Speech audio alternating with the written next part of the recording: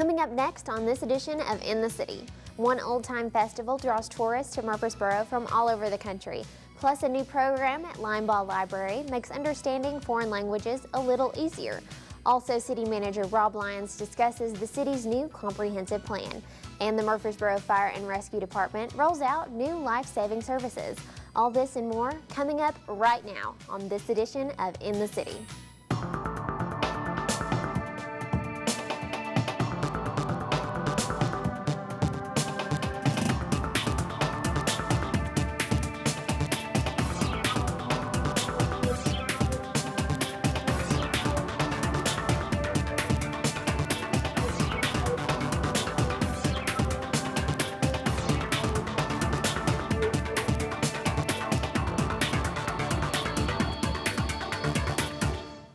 Welcome to another edition of In the City, your source for what's happening right here in the city of Murfreesboro. I'm Callie Durham. Well, the city is moving forward with developing its 20-year comprehensive plan. The city is beginning a comprehensive plan project. This really will create a blueprint for Murfreesboro for the next 20 years. The comprehensive plan will look at all aspects of our community: economic development, public safety, recreation, land use, and all the other programs and services of the city that we can really step back and in a unified effort begin to figure out where we need to grow, how quickly we need to grow, and really get a lot of input from our residents on the comprehensive plan. And who better to determine the goals for the city of Murfreesboro than the citizens themselves? So we took to the streets of downtown Murfreesboro to find out what residents want to see improved. While we received many suggestions, I think they need to put where these wheelchairs can go across, Memorial and Broad. There's a lot of trash everywhere. My only thing is maybe they need to get rid of those lights from where the hospital used to be. But it seems there's one problem that keeps coming up. The traffic flow, the traffic is horrible in this city, just everywhere. Every road you go on. I don't know what the solution is, but something needs to be done to it. I'd like to see the commercial stuff all put in a little area, and there wouldn't be so much congestion. Right now, we have to use the same roads to go to work and back and forth that the people use for shopping, and everybody is going every which way, and it would just seem to be so much nicer if somehow it could be separated. I would like to see more public transportation. I know several people that they depend on the public transportation to get back and forth to work. I think that would help cut down on a lot of the traffic. So that's one thing. I know the city is growing really fast, and that might be one way to help control the traffic problems that we're starting to incur. Probably what a lot of people say, traffic. Probably roads. That's the only problem I ever really have here. There's a lot of development, and I work for code, so I mean we see it growing every day, but I would probably work on traffic. If you feel the same way, or maybe have your own input as to what should be Murfreesboro's main focus moving forward, don't worry. There are plenty of ways to make sure that your voice is being heard. There'll be multiple ways for the community to participate. One way that will happen is we will have a task force of about 15 Murfreesboro residents that will represent various constituencies and interests in the community. Secondly, there'll be focus groups. We're going to invite people in different parts of our community to sit down with our consultant and give us their feedback about where they want to see Murfreesboro in 20 years. There'll also be community-wide meetings that the public can attend. If they aren't on the task force or they're not part of a focus group, we're going to give them an opportunity to come sit down. And one way that we're really excited is going to be the use of technology. Our consultant, Kendi Keese Collaborative out of Sugarland, Texas, is going to use the web and surveys and online forms that people can sit from the comfort of their own home at their own schedule and convenience to talk to the consultant about where they want to see Murfreesboro be. Murfreesboro is one of the fastest growing cities nationally, and that means having the added task of trying to adapt to the needs of a growing public. So this comprehensive plan seems to be a step in the right direction. I think we'll have a document that really does become that playbook or that game plan. We know in one of the fastest growing cities in the country, that we're going to grow. And what this really says to one and all is this is the areas that we expect to see become residential or commercial or employment areas. Also, it'll tell us about where new libraries, police stations, fire stations ought to be. It really does, as the name implies, is a comprehensive plan for our future. For more information on how you can get involved, the mayor and council will make the appointments of the task force. When I presented the contract to city council, we asked for their input. We've had some residents say that they wanted to participate, so if people want to get involved, they certainly can call 849-2629 and let us know that they're interested. We will also be doing a lot of work, not only on the city website and CityTV, but on Facebook and Twitter, so that people can get information that way. We really do want to make it as convenient as we can for them. people of all ages from all over travel to Murfreesboro each year for one special festival, Uncle Dave Macon Days. The festival is a tribute to the longtime singer-songwriter and comedian Dave Macon.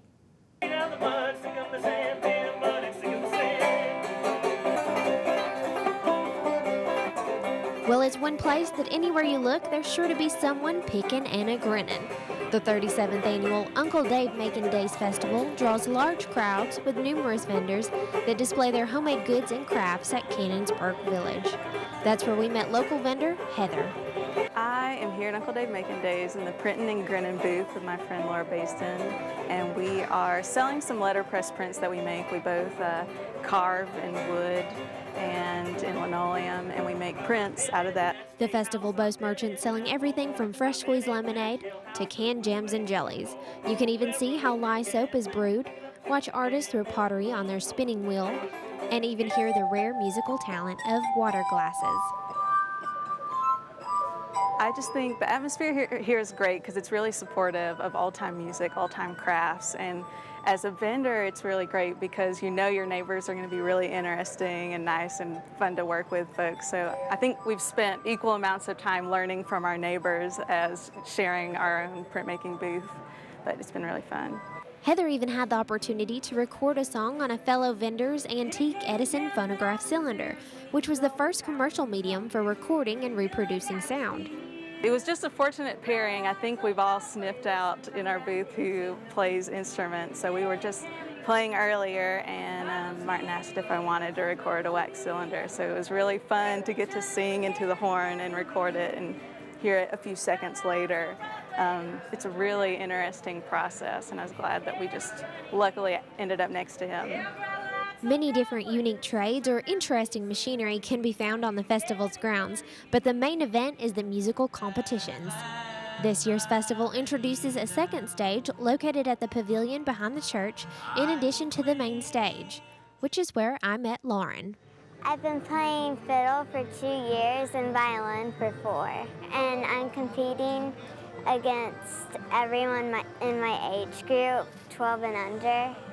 I look forward to seeing all the people and getting to play in front of everyone.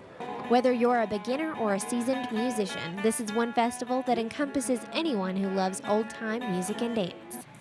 Never been here before, never been here before. We just seen it on a PC, and here we are. You know, wife likes the music, and it's fun. It's fun. It's better than some of this other music I can hear. So I can hear this kind of music. It's good for you. Uncle Dave Macon Days is actually the national championship for clogging, buck dancing, and old-time banjo, which contributes to a growing attendance each year. It's worth the trip. Every bit of it's good. I would come back again. Next year again, probably do this. Admission pricing is currently $5 per person per day. Make sure to mark your calendars for the 2015 Uncle Dave Macon Days, which is set to begin on July 10th. Do you remember Molly? Have you ever thought about learning a new language or maybe just brushing up on your Spanish-speaking skills? Well, now you can. Murfreesboro's own Linebaugh Public Library is now offering a new online language learning system known as Pronunciator. Well, I'm very excited that Linebaugh has the Pronunciator as one of our new online resources that's available through our website because it provides a learning resource for English speakers that perhaps want to travel. You're going on a trip this summer, or you're in business with overseas business and you can gain some new vocabulary in a foreign language, or you just want to be able to speak to your neighbor who doesn't speak English. And so it provides foreign language learning for them, and also for non-English speakers it provides ESL learning as well. The system is available for free to all library patrons. It contains 80 of the world's most popular languages and includes English as a second language courses for speakers of 50 non-English languages. If you're getting people in from other cities that are, or even from other nations that are coming in to work here, you need a little bit of vocabulary if their English is not good. So you can use certain levels of vocabulary training and conversational training through Pronunciator to gain that, to help you with new clients, that you're going to be dealing with. Pronunciator is focused on quickly building conversational skills through a mix of interactive online drills, scored quizzes, phrase books, and downloadable audio lessons. This makes Pronunciator an ideal tool for a growing community like Murfreesboro. I think it's a great thing. I think that with America becoming more diversified, that it's important that we learn other languages. And, the world is smaller now than it was 50 years ago, so you can hop on a plane and go anywhere. And so just having that at your fingertips for free, I think is a great resource. Pronunciator offers a wide variety of learning levels for each language, covering vocabulary, verbs, simple sentences, and conversation. There's even a level specifically for tourists and business travelers that teaches 1,500 essential phrases for everyday situations. Each course has up to 350 hours of audio lessons, which patrons can download to a portable device or even burn to a CD. And all you need is a library card. Okay, you need a library card. And to do that, just stop by any of our branches, bring a proof of address, and your photo ID. So if your driver's license is from out of state, or you've moved since you've gotten your driver's license, bring a piece of mail, a utility bill, your lease agreement, your checkbook if it has your current address on it, and you can pick up a library card. If you don't have a proof of address, we do have postcards that you can ask for, and you can address them, and we'll send them out, and when you receive it in the mail, just bring it on in with your photo ID. There's movies, music, and poetry available to provide additional ways to learn and absorb the languages, and the system also offers free apps for Android and Apple devices that will allow patrons to learn on the go. Which I just did. I was excited because now you can do it. You can download it to your iPhone, to your Android device, to your tablet, laptop. And you can simultaneously have it on 4 devices. So if you have it on your computer at home or at work, you can also continue your studies wherever you are, or if you take a trip and you need that vocabulary list with you, you can also just have it handy on your phone. Stop by any branch of the Linebaugh Public Library System to get a library card or for an introduction to Pronunciator. You can also access the program through the library's website at www.linebaugh.org. I really am excited about this product. Pronunciator will be a great tool for us as a community to grow and to not only expand our knowledge of languages, but also of other cultures, because it also has cultural insights to understand people from different backgrounds and things. So that's helpful as well. So I encourage you to get your library card today and go online and download the Pronunciator and enjoy and learn something new.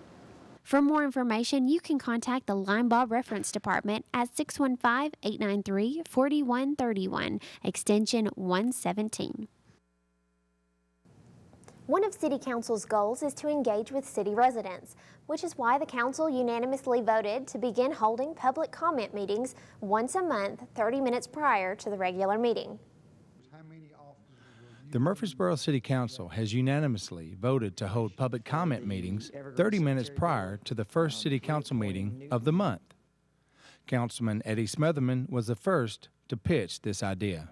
Since I've been on the council, I've heard several people say, Eddie, it's difficult to communicate with the council because we can communicate with you one-on-one, and if we communicate with you any different way, it seems to be a violation of the Sunshine Law, and I understand what they're talking about.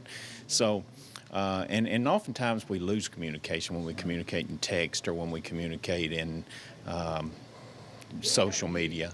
And so I think this will be a great forum and a great opportunity for us to allow the public to come in and speak and tell us what's on their mind, and certainly be constructive. And even if it's criticism, constructive criticism is a great thing.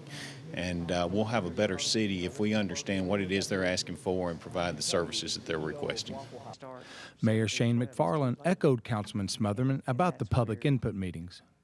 Well, I think any way that we can interact with our residents better, and something since I've been on council, we've not had the opportunity where people can come speak outside of a public hearing. So we wanted to be able to have the opportunity to let people come and let us know their concerns or let us know ideas in different ways, and do that more in a formal area that they can come and speak to the city council. Councilman Smotherman and Mayor McFarland speak about the council's unanimous vote on this subject and what the council hopes to get out of it. I was excited at the turnout. It was a unanimous vote, and I think it's great that we've all agreed that we want to hear from the public. I know in the past they've tried things like traveling around and having the council meetings at schools and stuff like that, but I think this will be an opportunity for the public to come and see us, and without us having a public hearing, just listen to the public and hear what their concerns are. Any of the council members would tell you that any way that we can find better ways to engage the citizens, and that's the great thing about local government, that where we are and where we serve, we see our constituents every single day. We don't go to Washington, we don't go to the state capitol, we're here, and I think that's the thing that people are excited about, is to that we can share ideas together.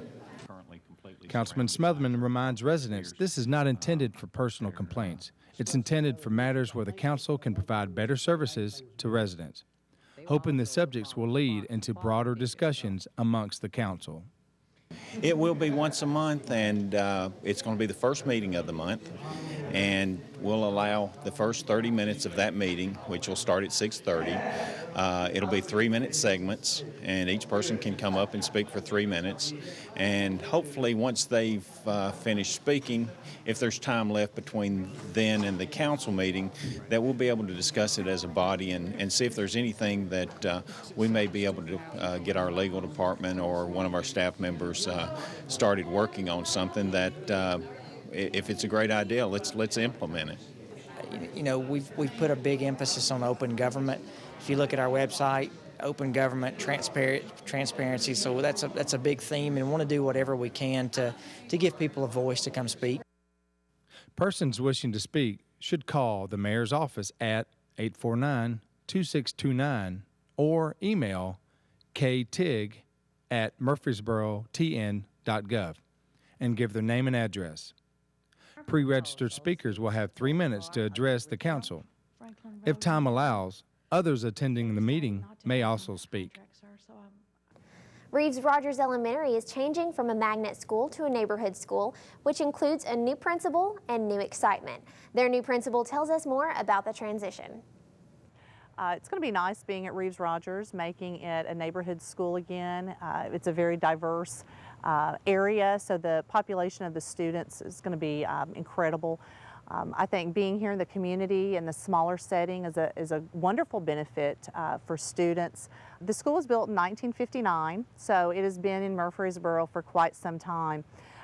People have a lot of pride in the schools that are here in the community. It was really neat. The other night there was a city planning meeting here, a neighborhood planning meeting, and it was really interesting because a man, when he was exiting, was looking at some of the portraits and looking for portraits of principals and the people that the school was named after.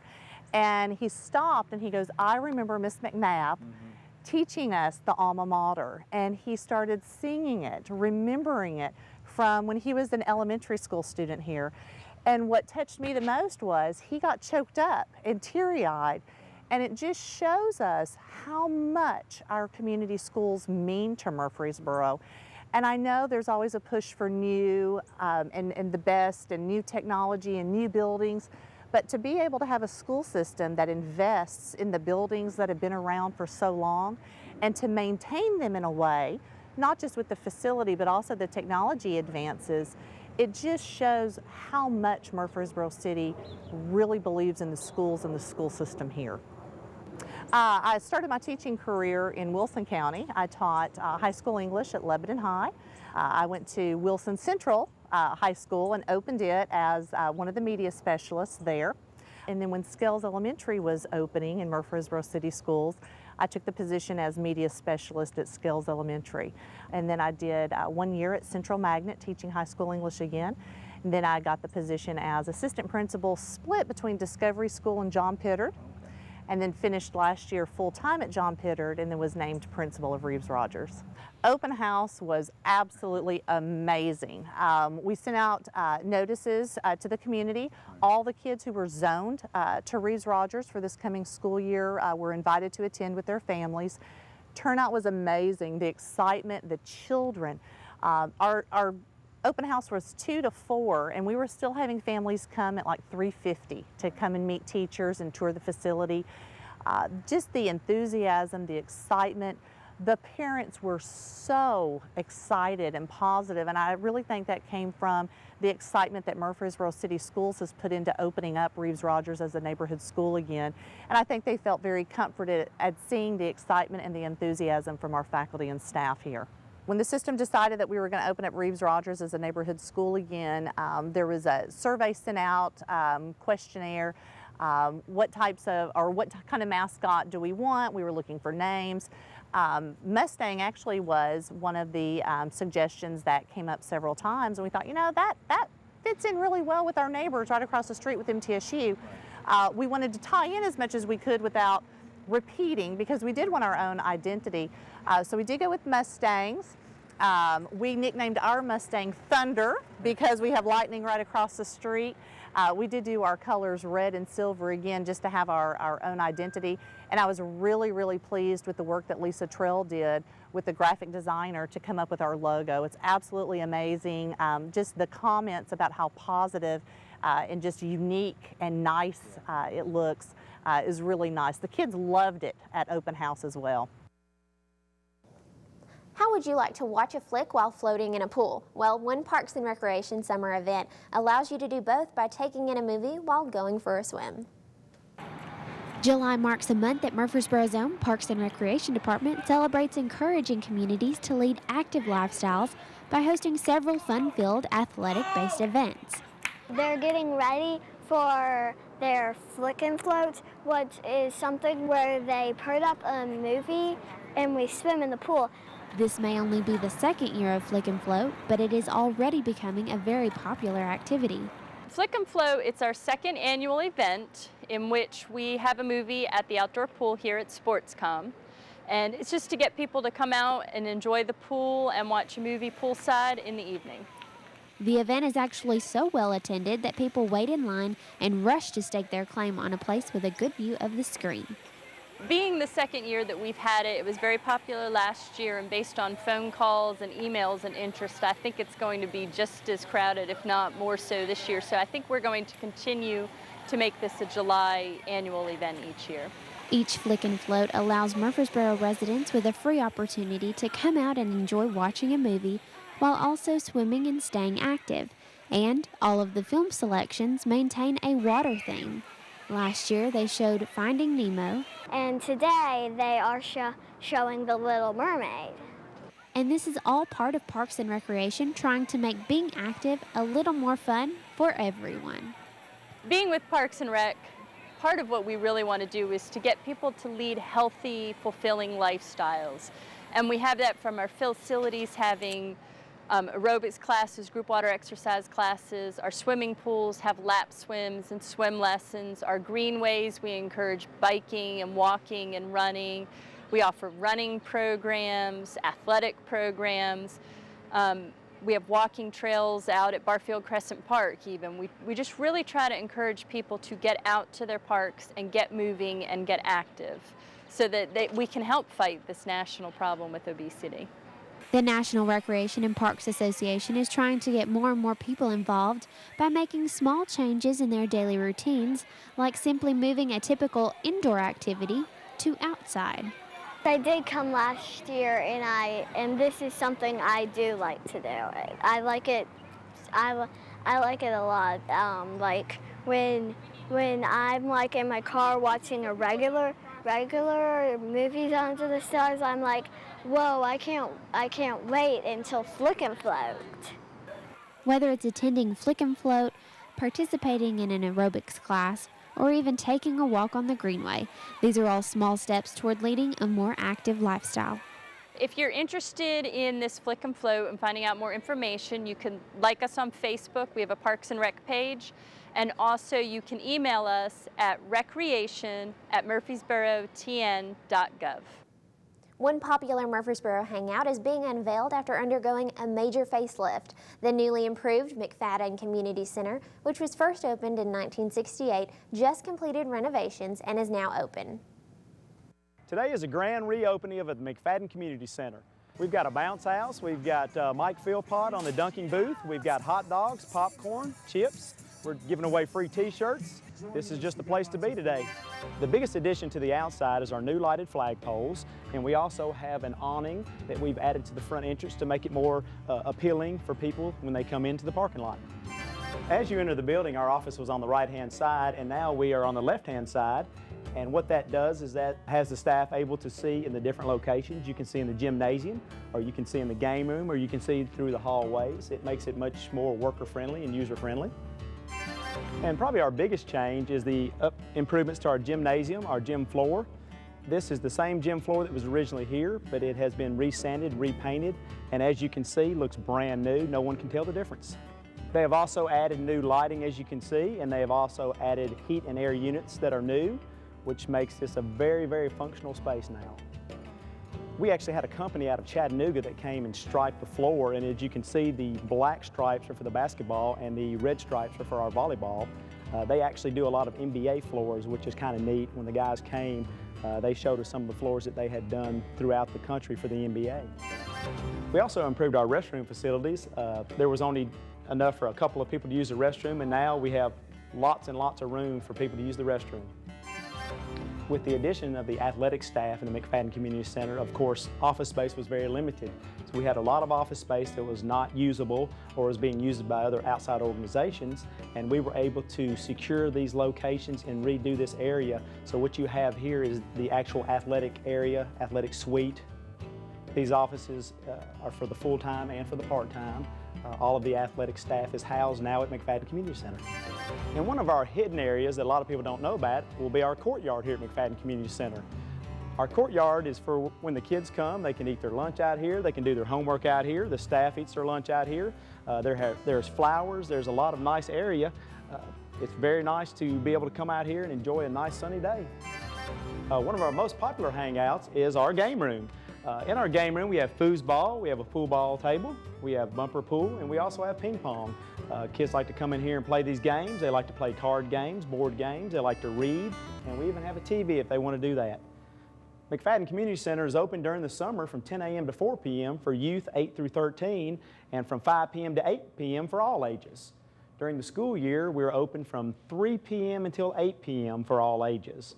We are going to start some after-school programs starting this fall when school starts.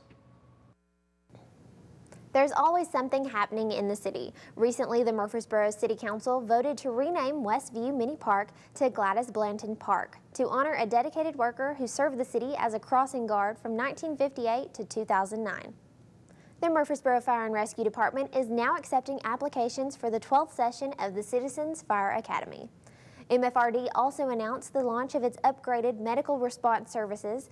The launch marked the beginning of MFRD's move to provide basic life support services to Murfreesboro residents and visitors. Until now, the department has been operating at a medical first responder level. A street leading off Veterans Parkway to the city's newest school, Overall Creek Elementary, has been named in honor of Jack Byrnes. Byrnes has served as chairman of the Planning Commission during a period of significant growth in Murfreesboro. The growing sport of foot golf is now here. The city's golf department is kicking off the new style of golf at its 9-hole executive walking course on Lebanon Road here in Murfreesboro. The 9-hole course will be operated on a first-come, first-served basis at a cost of $5. Well, that's it for this edition of In the City. For more information about the city of Murfreesboro, just head on over to our website at murfreesborotn.gov. And if you want to watch a specific story you've seen today, or maybe catch some of the latest city news, you can always visit the City of Murfreesboro's YouTube channel. I'm Callie Durham. Until next time, we look forward to seeing you in the city.